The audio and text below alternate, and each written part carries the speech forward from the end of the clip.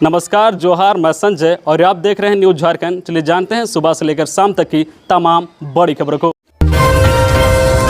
छठ पर्व पर 30 और 31 को शहर में भारी वाहनों के प्रवेश पर रोक। राजधानी रांची में छठ महापर्व को लेकर ट्रैफिक व्यवस्था की तैयारी पूरी कर ली गई है। 30 और 31 अक्टूबर को शहर की ट्रैफिक व्यवस्था में बदलाव किया गया है। 30 अक्टूबर को सुबह 8 से रात 11 बजे तक और 31 अक्टूबर को भोर के 2 बजे से रात 10 बजे तक शहर में भारी वाहनों के प्रवेश पर रोक लगा दी गई है। इस संबंध में यातायात पुलिस की ओर से आदेश जारी किया गया है। जारी आदेश में कहा गया है कि शहरी क्षेत्र को छोड़कर रिंग रोड से अपने गंतव्य तक वाहनों का परिचालन होगा। इस दौरान पिस्का मोड़ से हजारीबाग रोड जाने वाले सभी भारी वाहन काठीटाण, कटहल मोड़ या नया सराय से रिंग रोड होते हुए तुपुदाना, नामकुम, दुर्गा सोरेन चौक से टाटी शिलवे के रास्ते हजारीबाग की ओर जा सकेंगे। वहीं हजारीबाग की ओर से आने वाले वाहन भी इसी रास्ते से आवागमन कर सकेंगे। वहीं टाटा रोड से हजारीबाग जाने वाले वाहन भी टाटी शिलवे के रास्ते से ही जाएंगे। बिजली विभाग की लापरवाही उजागर। विद्युत तार के संपर्क में आने से जंगली हाथी की गई जान। वन विभाग पहुंचे घटनास्थल।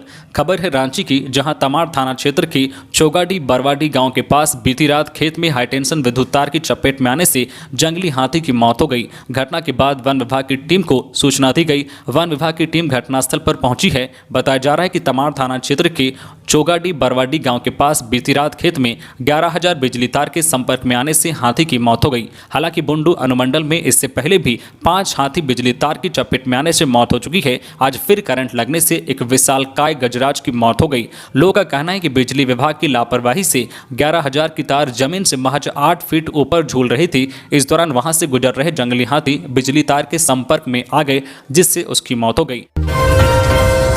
कांग्रेस विधायक ने टोल कर्मी को मारा थप्पड़। रांची जा रहे थे बरही विधायक उमाशंकर अकेला। वीआईपी लेन बंद होने पर आया गुस्सा। झारखंड के बरही से कांग्रेस विधायक उमाशंकर अकेला ने बैरिकेडिंग खोलने में देरी होने पर टोल कर्मी को थप्पड़ जड़ दिया। घटना का वीडियो सामने आया है। वीडियो में दिख रहा है कि टोल कर्मी किसी बात पर बहस कर रहा था। उसी दौरान एमएलए उमाशंकर अकेला केबिन में आते हैं और उससे थप्पड़ मारते हैं। इसके बाद सुरक्षाकर्मी आकर बीच बचाव करता है। फिलहाल मामले की कोई शिकायत दर्ज नहीं हुई है। घटना गुरुवार हजारीबाग के नगवा टोल प्लाजा की है। विधायक बरही से रांची जा रहे थे। टोल प्लाजा पर वीआईपी की एंट्री के लिए बना अलग लेन बंद था। बैरिकेडिंग खोलने में वक्त लगा, जिस पर विधायक नाराज हो गए। इसकी वजह से बहस शुरू हो गई। विधायक के बॉडीगार्ड इस मामले में टोल कर्मी से उलझ गए। विवाद इतना बढ़ गया कि बहस होते होते बात हाथापाई तक जा पहुंची। इससे उमाशंकर अकेला ने टोल कर्मी अजय यादव को तमाचा जड़ दिया। जिस टोल कर्मी से उमाशंकर यादव की बहस हुई है उसका नाम अजय यादव बताया जा रहा है, जो पद्मा के नावाडी का रहने वाला है। इस घटना के बाद टोल कर्मी परेशान हैं। हालांकि किसी ने मामले में शिकायत नहीं की है। कोडरमा में छठ घाटों पर व्यापक तैयारी। नहाय खाए के साथ लोक आस्था का महापर्व छठ आज से शुरू। नहाय खाए के साथ लोक आस्था का महापर्व छठ आज से शुरू हो गया है। 4 दिनों तक चलने वाले इस महाअनुष्ठान को लेकर छठ घाटों पर व्यापक तैयारी की जा रही है। छठ व्रतियों को छठ घाटों तक पहुंचने में कोई परेशानी ना हो और भगवान भास्कर को अर्घ्य अर्पित करने में श्रद्धालुओं को समिति की ओर से हर संभव सुविधाएं प्रदान की जाएगी। झुमरी तिलैया नगर परिषद के सबसे बड़े इंद्रवा घाट पर साफ सफाई का पर्याप्त इंतजाम किए जा चुके हैं। वहीं बच्चों के मनोरंजन के लिए मेले का भी आयोजन किया जाएगा। छठ घाट के निकट भगवान भास्कर की प्रतिमा भी स्थापित की जाएगी। इसके अलावा छठ व्रतियों के लिए छठ घाट पर ही चेंजिंग रूम बनाया जा रहा है। वहीं किसी हादसे से निपटने के लिए गोताखोरों की भी इंतजाम किए गए हैं। छठ घाटों तक पहुंचने वाले रास्तों को समतल किया जा रहा है और आकर्षक लाइटिंग की भी व्यवस्था की जा रही है। खबरों में आगे बढ़ने से पहले आपसे रिक्वेस्ट है कि अगर आप चैनल को सब्सक्राइब नहीं किए हैं तो प्लीज चैनल को सब्सक्राइब करके बेल आइकन प्रेस कर दे, जिससे आपको झारखंड की हर छोटी बड़ी खबर का अपडेट आप तक पहुंचता रहे। चलिए बढ़ते हैं खबरों की ओर। अब पुरुषों के बराबर महिला क्रिकेटरों को मैच फीस। बीसीसीआई ने ऐतिहासिक कदम उठाते हुए महिला क्रिकेटरों को पुरुषों के बराबर मैच फीस देने का फैसला किया है। महिला क्रिकेटरों को अब टेस्ट खेलने पर 15 लाख, वनडे खेलने पर 6 लाख व T20 खेलने पर 3 लाख रुपए मैच फीस मिलेंगे। बीसीसीआई की शीर्ष परिषद की आपात बैठक में यह फैसला किया गया है। बीसीसीआई अध्यक्ष रोजन बिन्नी ने कहा है कि इस फैसले से क्रिकेट की प्रगति और विकास का मंच तैयार होगा।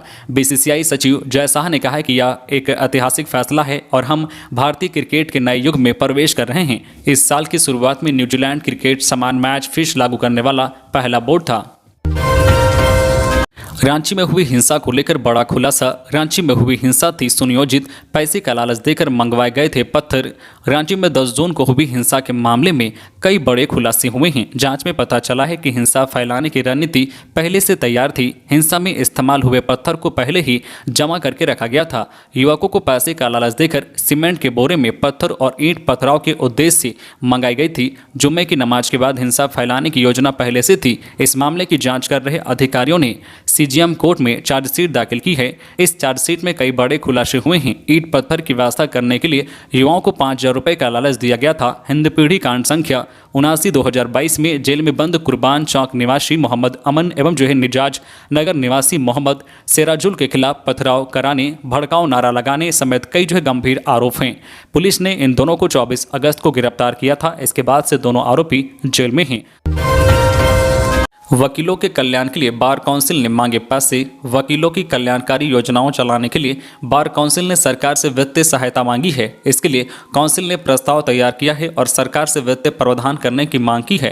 काउंसिल का कहना है कि अभी वकीलों के लिए जो भी कल्याणकारी योजनाएं चल रही है वे काउंसिल खुद चला रही है। सरकार की ओर से उससे वित्तीय सहायता नहीं मिलती है, जबकि कई राज्यों में इन योजनाओं के लिए राज्य सरकार ने वित्तीय प्रावधान किया है और हर साल बजट में राशि का प्रावधान किया जाता है।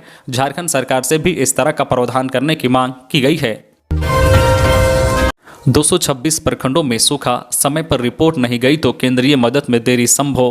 कृषि विभाग ने जमीनी हकीकत का आकलन करने के बाद राज्य के 22 जिलों के 226 प्रखंडों को सुखाड़ प्रभावित के रूप में चिन्हित किया है। पलामू प्रमंडल को सबसे अधिक सुखाड़ प्रभावित क्षेत्र के रूप में चिन्हित किया गया है, जबकि पूर्वी सिंहभूम और सिमडेगा सुखाड़ से प्रभावित नहीं है।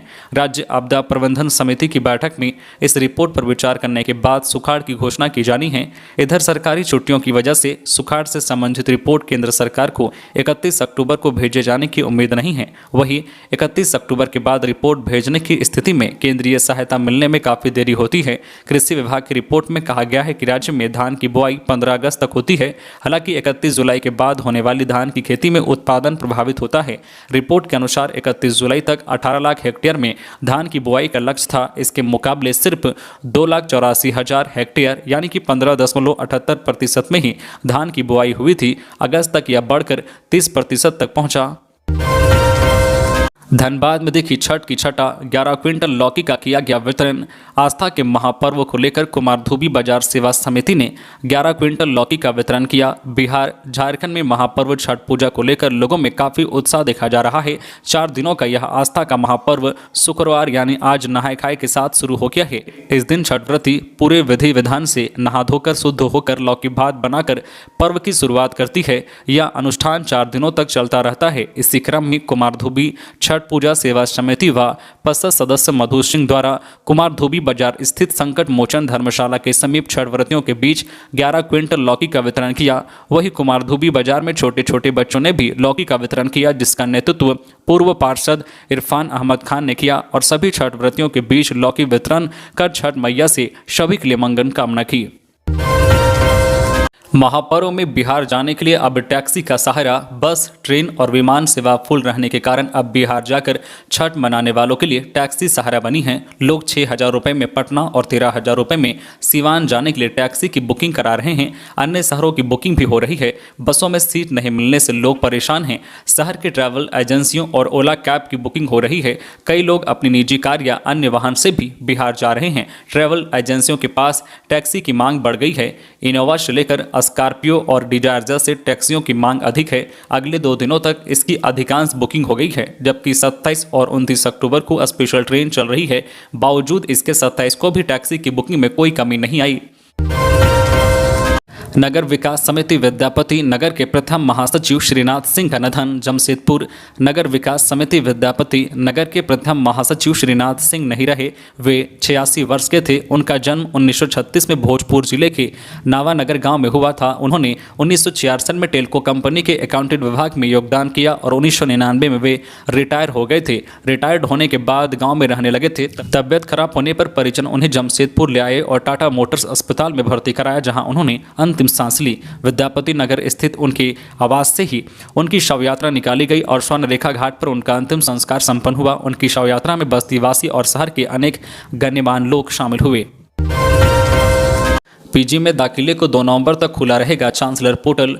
कोल्हान विश्वविद्यालय में पीजी, एमए, एमएससी, एमकॉम प्रथम सेमेस्टर में नामांकन के लिए चांसलर पोर्टल पर ऑनलाइन आवेदन की प्रक्रिया शुरू कर दी गई है। चांसलर पोर्टल पर पीजी आवेदन का लिंक 2 नवंबर तक खुला रहेगा।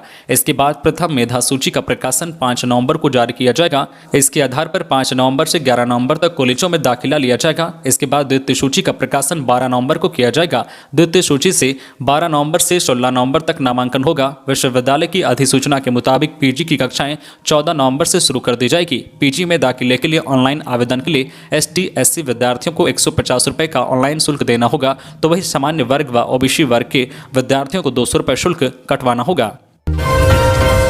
दिल्ली हवाई अड्डा दुनिया के 10 व्यवस्थम एयरपोर्ट में शामिल। दिल्ली के इंदिरा गांधी अंतर्राष्ट्रीय हवाई अड्डे ने अपनी रैंकिंग में सुधार करते हुए अक्टूबर में यह दुनिया के 10वें सबसे व्यवस्थम हवाई अड्डे के रूप में उभरा है। वैश्विक यात्रा से संबंधित आंकड़े उपलब्ध कराने वाली संस्था ऑफिशियल एयरलाइन गाइड OAG ने अपनी रिपोर्ट में कहा है कि दिल्ली का हवाई अड्डा कोविड-19 महामारी से पहले यानी अक्टूबर 2019 में विश्व का 14वां सबसे व्यस्त हवाई अड्डा था। OAG की रैंकिंग इस साल 2019 में निर्धारित एयरलाइन क्षमता की तुलना के आधार पर जारी की गई है। व्यस्त हवाई अड्डों को उनकी संयुक्त घरेलू और अंतर्राष्ट्रीय क्षमता के आधार पर स्थान दिया गया है। अक्टूबर माह में दिल्ली हवाई अड्डे के लिए सीटों की संख्या 34,13,855 थी। तो ये थी आज की झारखंड की टॉप बड़ी खबरें। इसी तरह झारखंड की हर छोटी बड़ी खबर देखने के लिए आप हमारे चैनल न्यूज़ झारखंड चैनल को सब्सक्राइब करके बेल आइकन प्रेस कर दीजिए, जिससे आपको झारखंड की हर छोटी बड़ी खबर का अपडेट आप तक पहुंचता रहे। तो आज के लिए बस इतना ही, हमें दीजिए इजाजत, फिर मिलते हैं नेक्स्ट न्यूज में।